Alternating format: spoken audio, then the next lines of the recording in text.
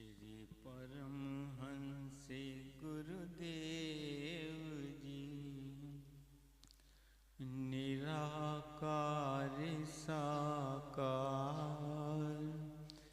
जिनकी पद नख ज्योति से आलोकित संसार।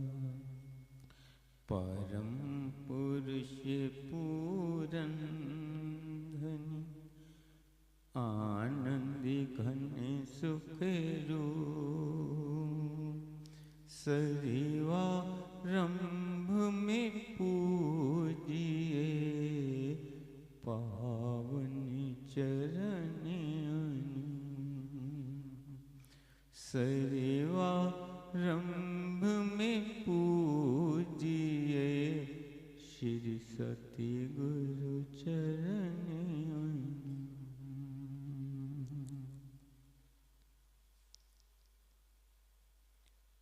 सम्मुख सुशोभित श्री परमहंसों की दिव्य झांकी को मन मंदिर में बसाते हुए प्रेम सहित मिलकर बोलो जयकारा। बोल मेरे श्री गुरु महाराज की जय। आज 12 फरवरी सन 2025 फागुन संक्रांति के शुभ पर्व के अवसर पर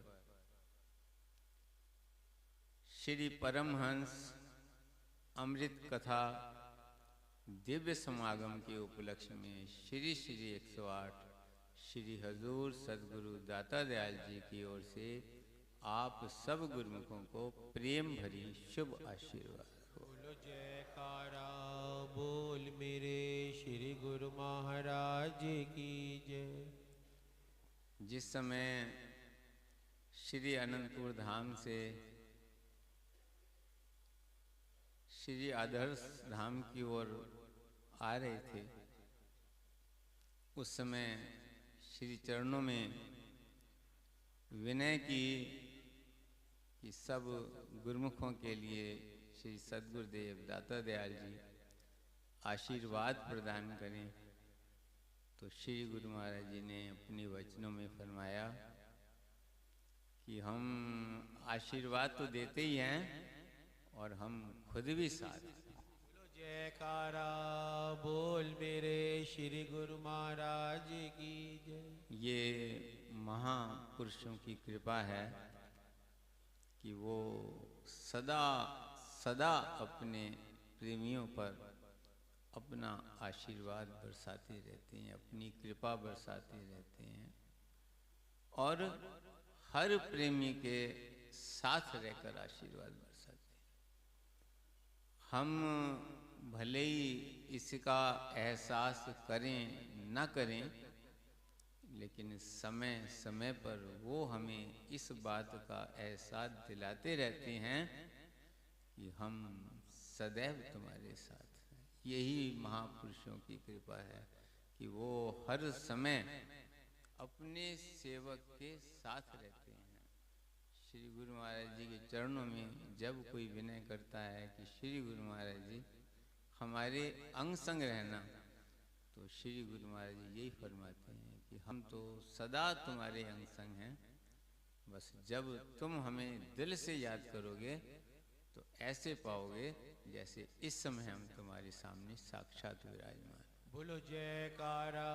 बोल मेरे श्री गुरु महाराज की जय। वाणी में वर्णन आया है, फलगुण आनंद उपार्जना हरि सज्जन प्रगटे आए, संत सहाई राम के कर कृपा दिया मिला।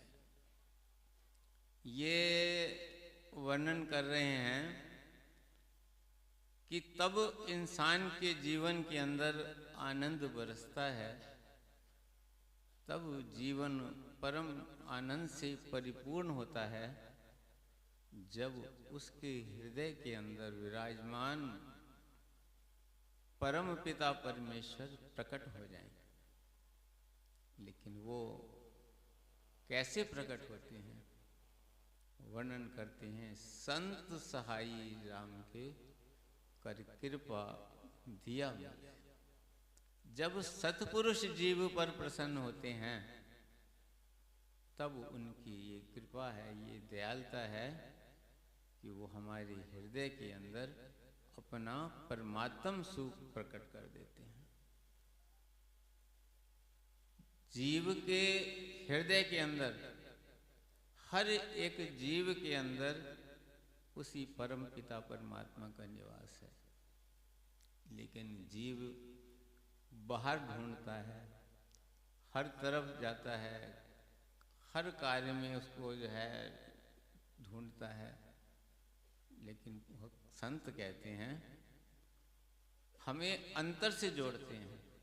ये जो हमें महापुरुष कृपा करते हैं, जो सिमरन के लिए हर समय प्रेरणा देते रहते हैं, और उन्होंने ये सत्संग के केंद्र बनाए हैं जहाँ निरंतर हमें सच्चे नाम के सिमरन की प्रेरणा मिलती है।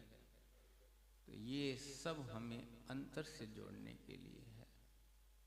इसीलिए ही हमारे पूज्य आदरणीय आध्यात्मिक माँ ये समागम बनाया। आदर्श धाम की रचना श्री सद्गुरुदेव दाता दयाल जी की पवित्र मौज से उनके वचनानुसार हुई। और यहाँ पर जो हर वर्ष श्री परमहंस अमृत कथा का दिव्य समागम होता है, ये उन्हीं की कृपा है, उन्हीं के मार्गदर्शन के अनुसार ये चल रहा है और चलता रहेगा। तो किस लिए कि जो गुरुमुख हैं, जो भाग्यशाली जीव हैं, वो सदा अंतर मन से सतगुरु के चरण कमलों से जुड़े रहे। उनके हृदय में सतगुरु का पार ब्रह्म परमेश्वर रूप प्रकट हो जाए। अभी आपने सत्संग में भी श्री रामायण का ये दोहा श्रवण किया कि धन्य धन्य में धन्य अति यद्यपि सब विधिहीन निज जन जान मोह हरि संत समागम। जब जिस जीव पर परमात्मा की कृपा उतरती है, जिसे वो अपना समझते हैं, उसे जो है सत्संग तक पहुंचा देते हैं। ये उनकी कृपा के बिना कोई नहीं होता। श्री सद्गुरुदेव महाराज जी श्री पंचम पातशाही ये वचन फरमाया करते थे कि जिसके मस्तक पर श्री परमहंस दयाल जी लेख लिखते हैं, वही श्री आनंदपुर दरबार में आकर के पावन दर्शन करता है और महापुरुषों के आशीर्वाद से निहाल होता है। बोलो जयकारा बोल मेरे श्री गुरु महाराज की जय। और जब निरंतर जीव सत्संग से जुड़कर उनके पावन वचनों का पालन करते हुए नाम का सिमरन करता है, तो सतगुरु का जो परमात्म स्वरूप है, क्योंकि सतगुरु तो उसी पार ब्रह्म परमेश्वर का अवतार होते हैं। वाणी में भी लिखा है, गुरु की महिमा कथन न जाई, पार ब्रह्म गुरु रहा समाई। कि ये सतगुरु की महामहिमा है कि उनके अंतर पूर्ण पार ब्रह्म परमेश्वर विराजमान होते हैं। लेकिन कब जो है जीव के अंतर प्रकट होते हैं, कब उसे ये ज्ञान होता है, कब उसकी आंखें खुलती हैं? जब उनकी कृपा होती है। कर कृपा दे मिले। तो कृपा किस पे? ये पहली कृपा तो ये है कि उन्होंने हमें अपने चरणों से लगा लिया है। दूसरी कृपा ये है कि उन्होंने सत्संग समागम दिया है। तीसरी कृपा ये है कि हमें सिमरन के द्वारा जोड़ दिया। अब जितना जितना जीव उनके पावन वचनों पर अमल करता है, तब उस पर वो कृपा उतरती है कि उसके जो अंतर के नेत्र हैं वो साफ हो जाते हैं। बिना उनकी कृपा के आंखों पर पड़ी हुई जो धूल है वो नहीं मिट सकती। श्री परमहंस दयाल जी के चरणों में कुछ प्रेमियों ने विनय की कि प्रभु, जब जब हम श्री रामायण सुनते हैं, भागवत पढ़ते हैं, श्रवण करते हैं, तो मन में बड़ी उत्कंठा होती है कि काश हमारा ऐसा सौभाग्य होता कि हम खुली आंखों से हम भी भगवान की साक्षात दर्शन करते, उनकी लीलाओं का अवलोकन करते। तो श्री परमहंस दयाल जी ने बड़े ही सुंदर वचनों में फरमाया कि बस भरत, हनुमान और अर्जुन जैसी आंख चाहिए, भगवान श्री कृष्ण और भगवान श्री राम तो अभी तुम्हारे सामने साक्षात विराजमान। बोलो जयकारा बोल मेरे श्री गुरु महाराज की जय। अभी पिछले वर्ष श्री सद्गुरुदेव दाता दयाल जी के साथ स्वरूप धाम जाना हुआ। स्वरूप धाम आप लोगों ने नाम सुना होगा, ये डिस्ट्रिक्ट गोंडा में और उसके पास ही पथरी ताल जगह है, जहाँ पर श्री द्वितीय पातशाही जी महाराज ने एक गुफा बना करके उसमें खुद भी तप किया और संत जनों को भक्ति, नाम और योग की साधना कराई। तो वो स्थान काफी समय से ऐसे ही पड़ा हुआ था। जब श्री हजूर सद्गुरुदेव महाराज जी ने वहाँ कृपा की तो वहाँ मौज उठी। गोंडा का प्रोग्राम था तो मौज उठी कि पथरी ताल भी चलते हैं। तो जब हम लखनऊ की तरफ आ रहे थे तो रास्ते में जो है पथरी ताल गए। वहाँ गए तो उस जगह पहुँचे जहाँ पर वो गुफा बनी हुई है। महापुरुष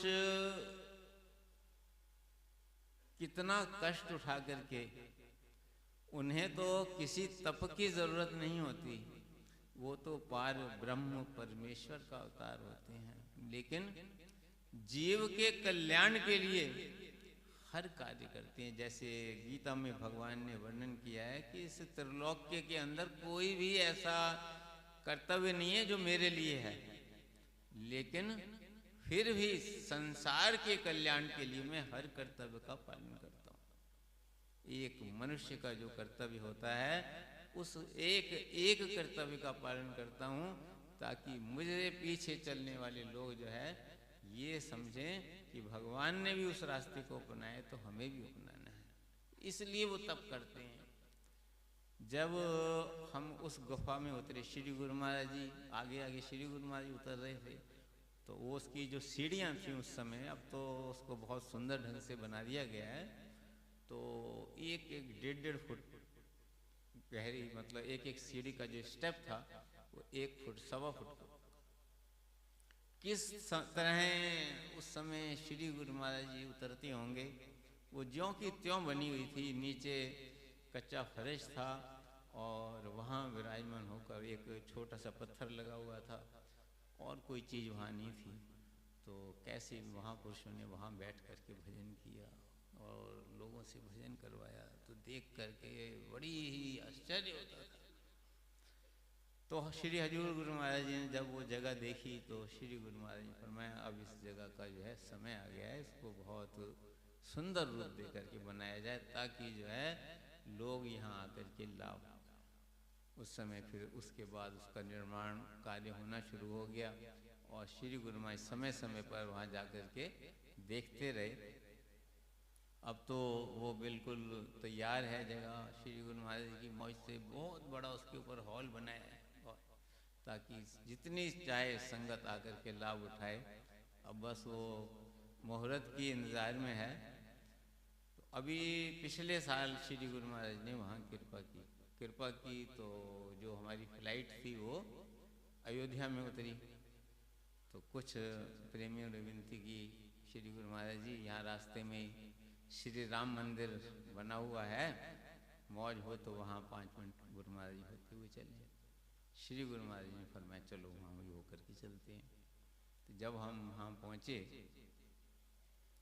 तो श्री गुरु महाराज जी और दास जो है हाथ पर उनको आगे जो गर्भगृह बना हुआ है, पहले तो उन्होंने दूर से कराए। गुरु महाराज हमें दूर से नहीं, हम वहाँ नज़दीक जाकर ये करेंगे। तो गर्भगृह की चौखट तक गए।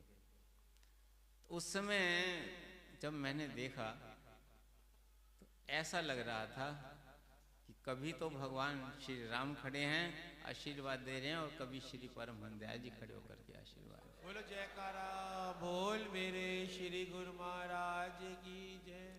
और उसके बाद श्री सद्गुरुदेव महाराज जी कुर्सी पे विराजमान हुए। तो मुझे लगा कि कहीं मेरी आंखों को धोखा हो रहा है। तो श्री गुरु महाराज उनसे और भी सेवक साथ थे, तो बातचीत चल रही थी। तो मैं बीच में से निकला तो मैं फिर वहीं पर गर्भगृह के सामने जाकर खड़ा हुआ। तो अब क्या देखा कि वहां पर बाल स्वरूप में श्री परमहंस दाता दयाल श्री पंचम पातशाही श्री गुरु महाराज जी खड़े होकर के सबको आशीर्वाद। बोलो जयकारा बोल मेरे श्री गुरु महाराज की जय। अब दर्शन तो सब करते हैं, बस जिसको जैसी आंख वो दे दें उसे वैसे दर्शन होते हैं। कहते हैं ना कि गीता में वर्णन आया है कि भगवान ने अर्जुन को कहा कि चश्म जाहिर से नहीं तू देख सकता है मुझे, इसलिए देता हूं चश्मे मार्फत अर्जुन तुझे। कि तू मेरे जो असल स्वरूप है इन आंखों से मेरा बाहरी स्वरूप देख सकता है, लेकिन मेरे दिव्य स्वरूप को देखने के लिए दिव्य चक्षु ही चाहिए। तब भगवान ने उसे दिव्य चक्षु दिए और अर्जुन को जो है उनके विराट स्वरूप के दर्शन हुए। ऐसे जिसको वो आंख देते हैं, जिस पर वो कृपा करते हैं। श्री सद्गुरुदेव महाराज जी ने शुरू में जब दुबई में कृपा की तो वैसे तो वहाँ इतने अच्छे प्रबंध हैं, कभी लाइट जाती नहीं है, लेकिन किसी को पर कृपा होनी होगी तो वहाँ पर जब रात्रि के टाइम दर्शन खुले हुए थे तो अचानक लाइट चली गई। तो वहाँ पर जो है उस समय कम से कम 500-600 लोग बैठे हुए थे। उन्हीं के बीच में एक भक्त बैठा हुआ था। तो वो क्या देखता है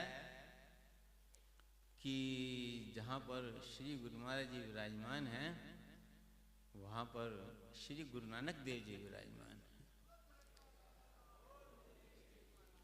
फिर आंख बंद करता है, फिर खोलता है, कभी राम रूप में दर्शन दे रहे हैं, कभी श्री कृष्ण के रूप में दे रहे हैं, कभी महावीर के रूप में देख रहे हैं, कभी बुद्ध के रूप में दे रहे हैं। उसके बाद फिर एकदम से लाइट आई। अब वहाँ पर तो कितने 500-600 लोग बैठे थे, केवल एक को उन्होंने दर्शन दिए। तो ये उनकी कृपा की ही बात है। ऐसे ही एक बार श्री गुरु नानक देव जी महाराज विराजमान थे, दर्शन खुले हुए थे, प्रेमी संगत कीर्तन कर रही थी। तो श्री गुरु नानक देव जी अपने नेत्र खोलकर सब पर अपनी कृपा दृष्टि बरसा रहे थे। जैसे हम श्री अनंतपुर धाम में देखते हैं श्री सद्गुरुदेव महाराज जी एक एक प्रेमी पर दृष्टि बरसाते हुए अपना आशीर्वाद बरसाते हैं, एक एक को निहाल करते हैं। तो ऐसे ही उनकी कृपामयी दृष्टि हो रही थी, संगत आनंद से झूम रही थी। अचानक उनके नेत्र बंद हो गए। ये महापुरुषों की लीला है, उनकी अगम लीला को वही जानते हैं कि किस प्रकार क्या जीव का कल्याण करते, तो सब जीव के कल्याण के लिए। नेत्र उनके बंद हो गए। नेत्र जब बंद हो गए तो संगत ने भी कीर्तन करना बंद कर दिया। उन्होंने समझा कि शायद आराम में हैं, तो वो आंखें खोल के दर्शन करती है। थोड़ी देर के बाद उन्होंने नेत्र खोलते हुए वाह वाह वाह ऐसे करते हुए नेत्र खोले। तो जब उन्होंने वाह वाह की तो संगत ने भी बोली वाह वाह वाह। श्री गुरु नानक देव जी मुस्कुराए। तो उन्होंने संगत से पूछा कि हमने तो उस परमात्मा का जलवा देखा था, जलवा देखा नूर का मुख से निकली वाह। उन्होंने संगत को कहा कि जलवा देखा नूर का मुख से निकली वाह, हमने देखा नूर को, तुमने देखा क्या? कि हम तो उस परमात्मा के नूर को देख करके वाह वाह कर रहे थे, आनंदित हो रहे थे, तुम क्यों वाह वाह कर रहे हो? उन्होंने संगत ने विनती क्या की? संगत ने विनती की जलवा देखा नूर का सतगुरु कीनी वाह, हमने देखा आपको हो गई वाह। बोलो जयकारा बोल मेरे श्री गुरु महाराज की जय। उन्होंने विनय की कि प्रभु आपने परमात्मा के नूर को देखा है और उसी परमात्मा को हमने साक्षात आपके स्वरूप में देखा है। ऐसी श्री सतगुरु दाता दयाल महाप्रभु श्री पंचम पातशाही जी महाराज टोरंटो में एक प्रेमी के घर कृपा कर रहे थे। तो जब उस कॉलोनी में पहुंचे तो एक राउंड बोर्ड से पहले श्री गुरु महाराज ने कार फरमाया एक साइड पे खड़ी कर दो। तो कार साइड पे रुकी। पता नहीं क्या मौज आई, श्री गुरु महाराज जी ने अपनी जो गोशनी है वो उतार करके पहले लंबी की और फिर अपने कर कमलों से पगड़ी बांध ली। बिल्कुल आंखों देखी बात है। वो जब भी ये ध्यान आता है वो चलचित्र की भांति जो है सामने दृश्य आ जाता है। तो श्री गुरु महाराज जी ने पगड़ी बांध ली। उसके बाद अगली थोड़ी दूर पर उसका घर था। उसके घर पर जब उतरे तो भक्त ने जब दर्शन किए तो उसकी आंखों से नीर बहने लगा। तो श्री गुरु महाराज जी को उसने हार पहनाया और श्री गुरु महाराज ने घर में कृपा की। गुरु महाराज ने फरमाया हम तो तुझे दर्शन देने आए हैं, तू रो क्यों रहा है? तब उसने हाथ जोड़कर विनती की कि श्री गुरु महाराज जी, बचपन से मैं श्री गुरु नानक देव जी के परमात्म स्वरूप को मानता हूँ और उनकी पूजा करता हूँ, हृदय से आराधना करता हूँ, उनकी वाणी का पाठ करता हूँ और हर वक्त मेरे अंदर से आवाज आती है, कर कृपा दरस अपना दरस दीजे, जस गावहूँ दिन अरूप रैन अरूप हो।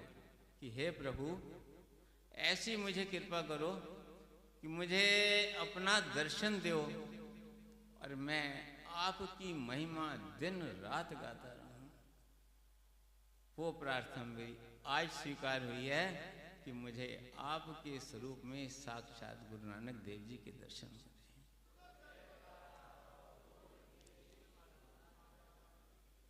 तो ये जब कृपा उनकी उतरती है जीव पर तभी उनके परमात्म स्वरूप को अपने घट में दीदार कर पाता है इंसान।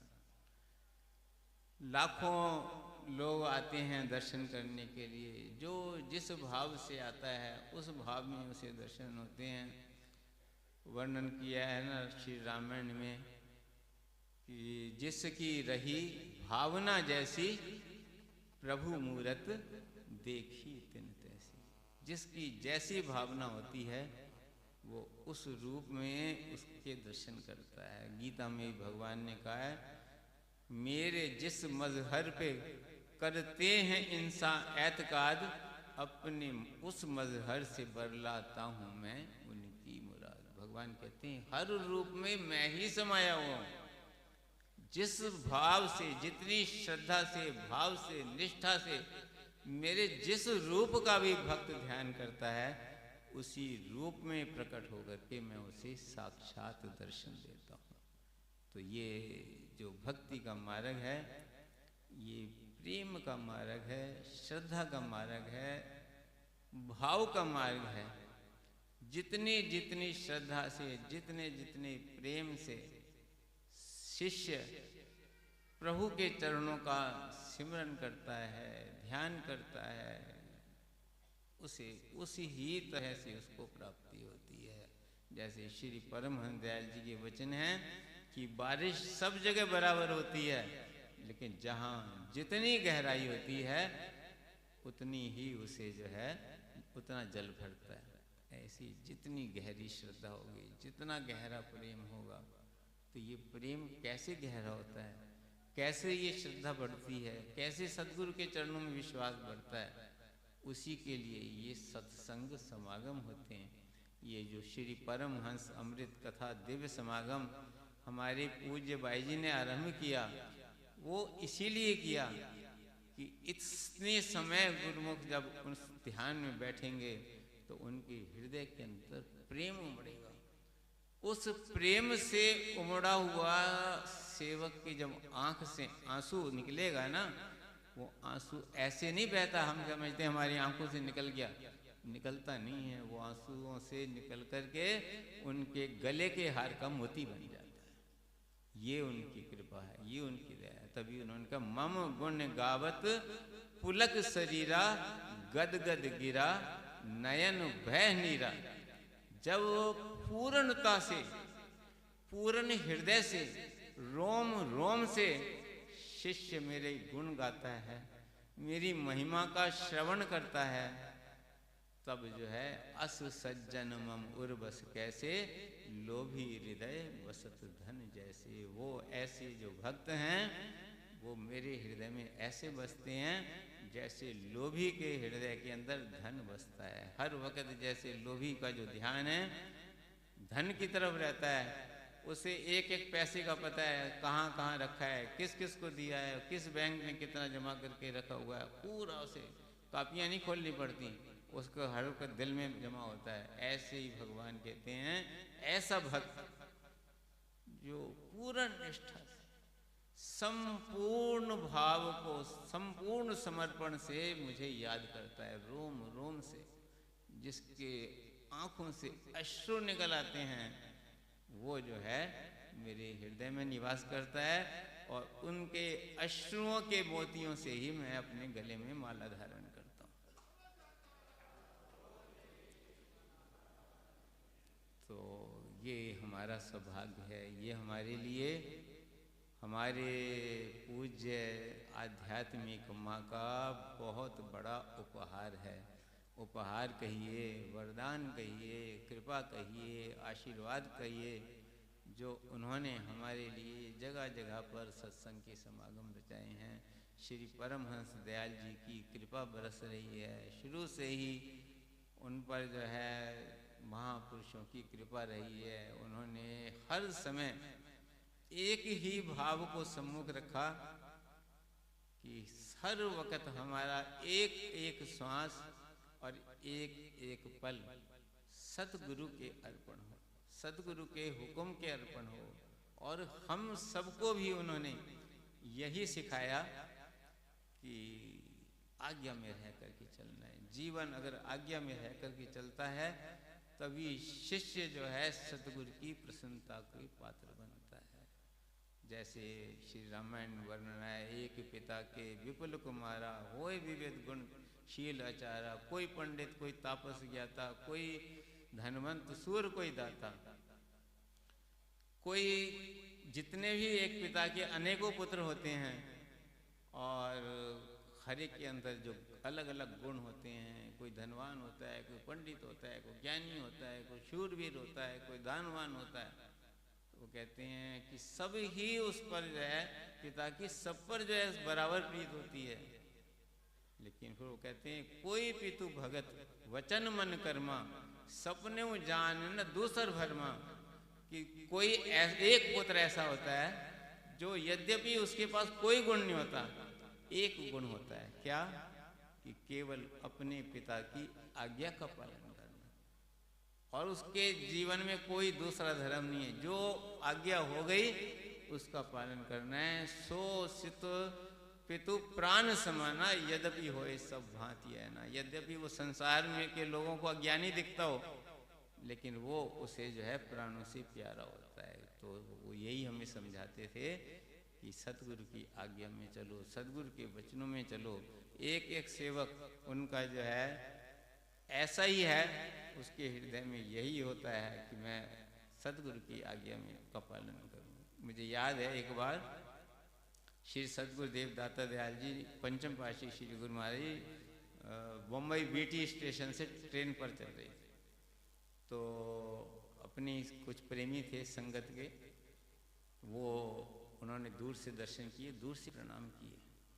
तो जो बम्बई के कुछ सेवा समिति के 4-5 प्रेमी थे, तो उन्होंने कहा ये एक अद्भुत बात देखी है, लोग दर्शन दे के तुरंत दौड़े आते हैं। तो उनको भगत जी को हमने कहा, बोले नहीं हम आज्ञा के बगैर आगे नहीं आएंगे। तो मैंने कहा ये, फिर मैंने भाई जी को बतलाया, तो भाई जी ने कहा यही तो जो है भक्तों की काशीपुर की संगत का जो है ये उदाहरण है कि वो हर वक्त सदगुरु की आज्ञा में है। जो सदगुरु की आज्ञा में है वो सदगुरु की प्रसन्नता में है, और जो सदगुरु की प्रसन्नता में है वो सदगुरु की छत्र छाया और उनके आशीर्वाद के तले है। बोलो जयकारा बोल मेरे श्री गुरु महाराज की। ऐसे ही हम सदा सतगुरु के हुक्म में रहें। हमें हर वक्त यही ध्यान होना चाहिए कि हमारा एक एक श्वास, एक एक पल उनकी आज्ञा में, उनकी मौज में, उनके ध्यान में, उनके सिमरन में व्यतीत हो, ताकि उनकी कृपा, दयालुता, रहमत और आशीर्वाद सदा सदा हम पर बरसता रहे। आज के इस दिव्य समागम की सभी गुरुमुखों को लाखों लाख बधाई हो, और श्री सद्गुरुदेव महाराज की ओर से आप सब गुरुमुखों को बहुत बहुत बहुत आशीर्वाद। बोलो जयकारा बोल मेरे श्री गुरु।